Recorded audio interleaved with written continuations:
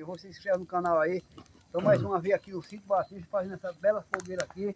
A fogueira do senhor Santo, o que, Jesus? São Pedro, né? A última fogueira do ano. E só daqui a um ano, se Deus quiser, todo mundo estiver vivo, nós estamos aqui novamente para nós fazer a fogueira. Olha que maravilha, aqui o Sítio Batista é um lugar animado, lugar aqui, uma vez vai ficar aqui, fazendo a nossa fogueira, queimando a nossa e acompanhando a nossa tradição, que aqui é a tradição do São João, é fazer a fogueira, principalmente no Nordeste, no sítio, e essa vez aí. Então, gente amiga, aqui eu estou mostrando para vocês aqui a última fogueira do ano de 2022. Estamos fazendo aqui a nossa fase. Aqui é bom tocar um forró aqui para animar. Aí novamente eu dou uma pausazinha e mostrar para vocês. Um abraço, daqui até a pouco. Valeu! Mais uma vez, no Sítio Batista, com a minha comitiva aqui, seu Dodge, Chico, a nossa turminha aqui, Antônio, Vinícius. Estamos aqui tocando o nosso último forró do São João por esse ano. Deus quiser, que para o ano eu espero que está todo mundo vivo. Você se inscreve no canal aí, eu agradeço bastante. E estamos fazendo aqui queimando a fogueirinha aqui do senhor São Pedro, né? Nosso São Pedro. Já foi Santo Antônio, São José, São João e agora é São Pedro. Então aqui mais meu amigo Chico. Vou tocar um forrozinho aqui para ele animar.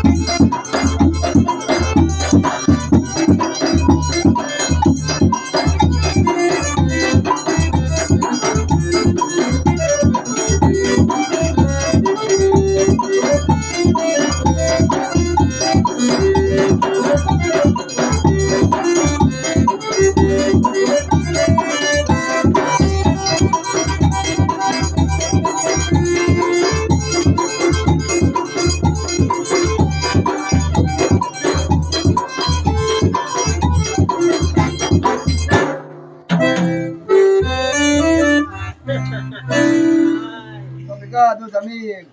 Até a próxima. Antes, se Deus quiser, espero que todos vivam com saúde.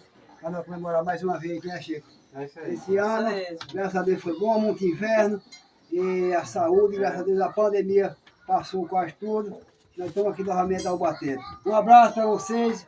Uma boa noite para vocês que se inscrevem no canal. Eu agradeço bastante. Estamos aí. Depois eu passo mais novos vídeos para vocês. E estamos aí na sempre na luz. Valeu, filho. Tchau.